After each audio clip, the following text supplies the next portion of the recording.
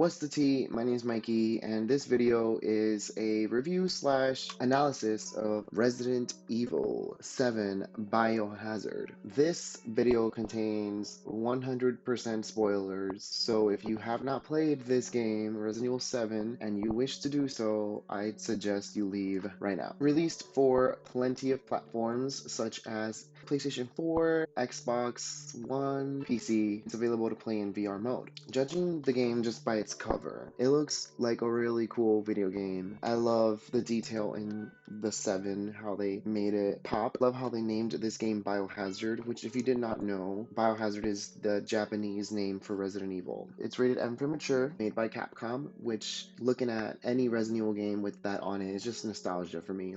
There's a big house mansion looking setting. There's a little girl or just like some sort of child. She is some sort of shadow or you can see that the ground is very moist and very muddy looking, very detailed. It looks very eerie, just judging the book by the cover, so to speak. Now the back of it, Fear Comes Home. It's funny enough, when Resident Evil the final chapter was released in the same month, the same week, Resident Evil 7 Biohazard came out on the Tuesday, and Resident Evil the final chapter came out on the Thursday midnight release, going on Friday, the week of January 24th, January 27th, 2017. The catchphrase here in the back is Fear Comes Home, where in Resident Evil final chapter, evil comes home. You scavenge for weapons and supplies to face the nightmares within. Resident Evil returns as the most innovative, immersive, and visceral experience yet. Explore unimaginable horrors to uncover the mystery behind the Baker estate. So yes, playing in VR is really cool. It is the way the game was meant to be played. I think the house was pretty small, to be honest with you. It's one player. This is how the disc looks. It looks like an eerie room with a door. I don't really want to see what's behind that door, but it looks eerie. I love all RE games genuinely. I love all of them deeply. If they slap that name RE on it, I'm gonna play the hell out of it, love it. But I will admit, it's not my favorite of the bunch. It's like when you have kids, you love them all. They're all good looking, but there's just that one kid that's like better, the best looking one. You'll admit, you'll be like, yeah, like I think son number 2 is the cutest one of them all, even though they're all good looking. With the Resident Evil games, I love them all. They're all great games,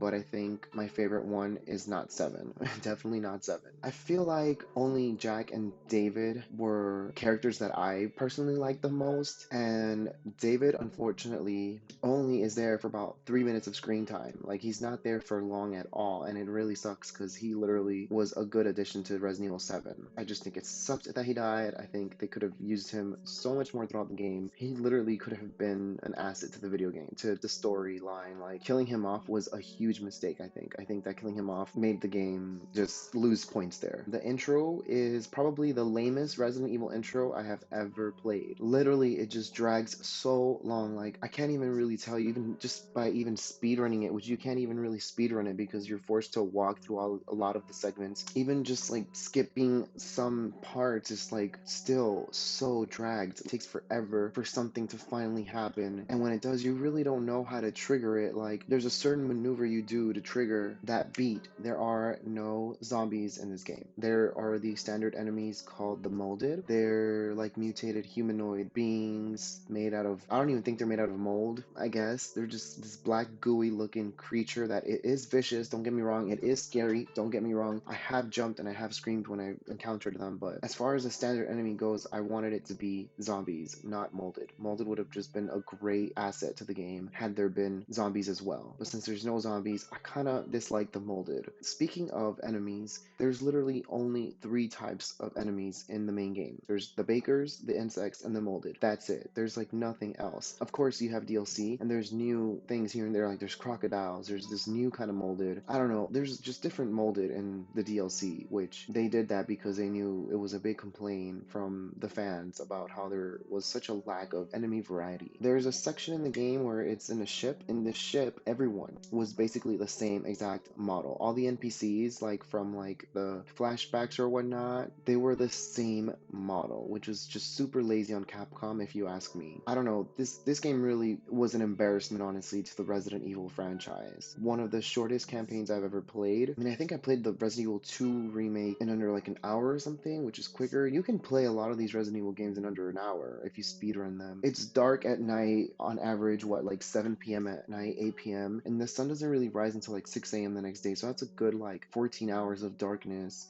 14 hours of a game we could have played. I understand that like at one point Ethan does get knocked out and wake up, so maybe there was like a time jump there, but it just still doesn't make any sense how like you start the game in his daytime, it turns night eventually, then you just like finish the game in under 3 hours and it's daytime again. So I don't know. That's the only explanation I can think of, that when he got knocked out, there was some sort of time jump there. There was a lot of bad acting. First person view switch was a downgrade, if you ask me. I feel like Resident Evil is a third person game, whether it's static camera or behind the shoulder camera. We're about to hit a new decade, the 2020s. So how hard is it really to implement your choice of camera view? Like at the main menu when you start the game, it should at least let you be like, would you like to play this game VR first person, non-VR first person, third person, over the shoulder, or third person static camera? Yeah, I think it should allow us, at least even the push of a button in game, to switch the camera. Some games have done that. Another thing I really hated was that I never got to see the main character's face. I remember reading an article written by someone from Capcom regarding this game about how you are the main character. So that's why they didn't want to show you what the character looks like. There's parts in the game where there's mirrors and they're just blurred out. You can't see yourself, which really sucks. Like, it's just kind of unrealistic to me. Like, a lot of games show you reflections of the character you're playing. I just didn't really like that we never got to see Ethan's face. I thought that was a downgrade as well. I don't like games like that where you don't see the character's face. Like, if you get to hear him talk and interact, it's not hard to show him. Now, there's like two parts where you see kind of a little bit his face, but come on, really? I don't know. I don't like that. As far as the Lucas environment goes, there was like this rock music. It had me hyped. Like at the very beginning of the Lucas section, I'd say more like the pre-Lucas section. The environment itself, it was like blacklit and there was just colors everywhere and there was great music, like a really cool beat going on. I feel like that should have been the entire Lucas section. The Lucas section should have really been the rock song and the blacklit area with all the colors. We should have ventured through the Lucas area with that type of atmosphere. That's literally what I thought I was gonna go through when I first entered the Lucas area. I was like, oh wow, like I'm in for a ride. I'm ready for this. This looks like it's gonna be the best part of the game. You just finish watching the video of Lucas and then you just move on and then everything's just back to normal. Like no more music, no more black light. Like it had something going there for a second. The worst character in RE History Award goes to Alan. I dislike this character so much for plenty of reasons. First of all, Alan deceives you in the trailers, which is not Alan's fault, obviously. It's just whoever made the trailers' fault. They literally have a trailer of Alan turning into a zombie, or so what you think he's a zombie in the trailer. When I saw that trailer, I was like, oh my god, thank god they're zombies, right? That's not it at all. That's a mislead, by the way. Moving forward, when you actually play the game and you actually encounter Alan, he is not turning into a zombie. He's turning into a calcified molded. And it's just like, Capcom, come on, like you really like just screwed with us there. You took out zombies in Resident Evil 4, you took out zombies in 5, you brought them back in 6, and now you took them out again in 7. I need zombies in my Resident Evil game. Like, no zombies in a Resident Evil game is like literally a human without a brain. And number 2, as far as why I don't like Alan, is because I didn't really like his storyline. I didn't really like what he brought to the table, and his look wasn't memorable. His look was just kind of generic for me. Honestly, Resident Evil 7 will always be cherished in my heart, and it sucks that Capcom wasted such an amazing opportunity. They should have brought Claire and Jill and zombies together in this. They should have made it third person. Now, as far as the VR goes, there is a downgrade to the VR. The graphics are way better when you play it non-VR, so that is something I will say. This is definitely a beginning of a new RE trilogy. This is number 7. 8, 9 should definitely be an interesting trilogy, so I wish this game would have had more heart and more thought. I did not picture it being this way. It just was not something I enjoyed playing. As far as Resident Evil wise, Resident Evil 7, it's a great game. It's just not a good Resident Evil game. Resident Evil 7 is a video game about a man named Ethan Winters who discovers that his wife, missing for 3 years, is actually still alive, so he goes and searches for her. Upon arriving at the estate, he encounters his wife. It takes like 30 minutes before you reach her, and she wakes up and then she's just being weird and and tells you all this crazy stuff about how daddy's coming. You and her have to find your way out of the cell area, and then she kind of gets, I want to say, kidnapped by something, and Ethan then goes to look for her again. She's kind of missing, but then when she reappears, she's not herself. She's some sort of molded, infected variant. You basically have to fight for your life. She does things to you that would probably freaking hurt in real life. Like she stabs you in the hand, she cuts your hand off. You end up having to find a gun and you have to shoot her in the head several times before she goes down. You spawn Jack Baker, and Jack Baker is the father of this household. He is an interesting character, but at the same time, there's flaws with him. Then he knocks you out. When you get knocked out, you wake up in the dining room of the actual estate. So you're then woken up by Zoe Baker, who is reattaching your hand, and she gives you a codex. She basically aids you from here on out. You also encounter Lucas Baker at the table, the grandma that's there, which is actually, you find out she's actually not the grandma, she's actually someone else, which I'll get into. You encounter Marguerite Baker and Jack Baker, and they're sitting in the dining room table, and they end up kind of teasing Ethan, messing with him. They end up leaving, so Ethan is left by himself. You can escape. As you escape, you eventually have to wander around the house, find ways to get out of the house. With this process comes the Jack Baker encounter, and he is a formidable foe, and you eventually meet David, the officer. David helps you for like literally a second. He's not there for very long, and it sucks because he was a very likable character. And this is the part where it's like the most fun peak of this game. Before and after that, it just gets so boring. Yeah, here and there it'll peak up a little bit, but not as much. Like this was literally the peak for me as far as the most fun for the game goes. So you end up encountering David in the garage. Jack Baker as well ends up in this garage. He kills David, and you have to fight Jack. There's an easy way to fight him, and then there's like the harder way. Once you kill him off, you go back into the house area, and you basically explore and try to find a way out of the house, which Jack is pretty much still roaming around the house as well. You have to fight him off again and again and again. He's basically your stalker. You eventually go into the basement. This is where you encounter the first set of molded. These guys are kind of difficult. They are scary. They are cool, and they have their own cool factor, but I personally feel like had there been zombies, the game would have been a lot better. I would have had more respect for these creatures than what I did without the zombies. Eventually, you are done in this area, and you go into the garden area where you encounter Marguerite Baker, and this is where the game starts to get a little bit cool. You fight Marguerite Baker, and then you have to fight her again in the greenhouse, and fighting her is actually pretty cool, I'm not gonna lie. So yeah, you fight Marguerite Baker. It's a pretty cool boss fight. It's a lot of running around and just trying to open up doors just so you can have places to escape. You do encounter the insects here as well. So after the garden area, you actually have to go into the Lucas area, and once inside the Lucas area, you just encounter more molded. There's booby traps. This area could have been cool had it had a different layout and more music to it. There's a lot of puzzles, so that's a cool factor of it. And then once you're done with that area or so, you have to go into like this boatyard area, and you eventually encounter Jack Baker again. So there's these serums that Zoe Baker had asked you to acquire, and once you acquire them, Zoe Baker then makes a serum. When she makes the serum, she has enough for two, herself and Mia Winters. Apparently, when Jack comes back and attacks you, Ethan Winters ends up stabbing Jack Baker with one of the serums, so there's just one left. And then after beating Jack Baker, you're given the choice to either use one of them on Mia Winters or Zoe Baker. Depending on which one you use it on, you'll get a certain ending. Honestly, I'd rather use it on, I think it's Mia I'd rather use it on. If you use it on Zoe, I think you get like some sort of bad ending or something. If you use it on Mia, I think you get like the better ending. I know that I always use it on Mia because using it on Zoe is like, I don't know, not my favorite outcome, even though using it on Zoe should have been the better outcome because, hey, she's the one that's been here stuck longer, and then on top of that, she's the one who made these serums, so she had every right to get the serum. But apparently in doing so, I just got the ending I didn't like, so I always give it to Mia. And then you ride off with Mia. Zoe's upset, of course, she has every right, and then you end up going to the ship where things here get a little bit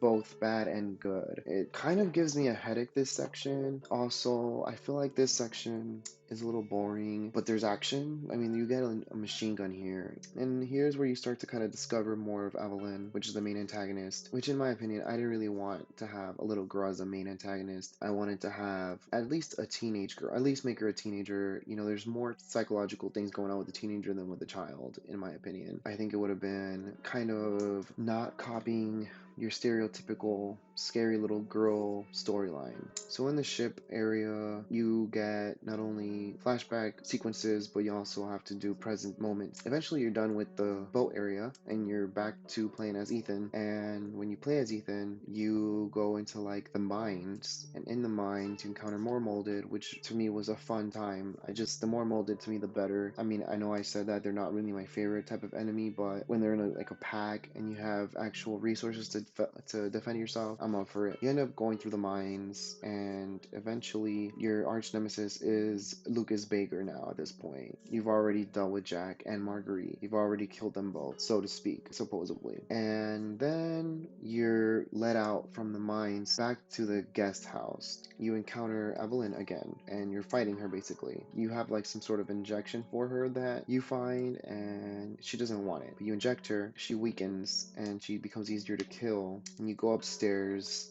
and basically see the grandma there, and she's just like crying her eyes out, and she's just saying, why does everybody hate me? And eventually she turns into some sort of weird like wall faced creature. Kind of reminded me of like the G monster on the train slash the Carla Radam's wall creature thing from Resident Evil 6 when you fight her as Ada Wong in Ada Wong's segment. When you're done with this wall boss, the house is destroyed and you're basically thrown out of the house and into the like backyard, I think. And then you see like helicopters, and you're still fighting this big creature, and the helicopter throws a special weapon at you and says to use it, and they're communicating with you via the codex. And when you grab the weapon, you shoot her accurately, and basically you kill her, kill the boss. An agent lands and basically claims to be Redfield, and his face is completely different from the Chris Redfield that we know and love, and that's how the game ends. Now, honestly, I feel very saddened and disappointed that this was our Resident Evil 7. I think it could have been so much better. They needed to have included zombies. It needed to have not just been first person. It needed to have more enemy variants. I think it needed better acting, just better character scripts, better dialogue. Again, there's a character that would have made the game so much better that just gets killed off instantaneously. And there's a character that I personally give the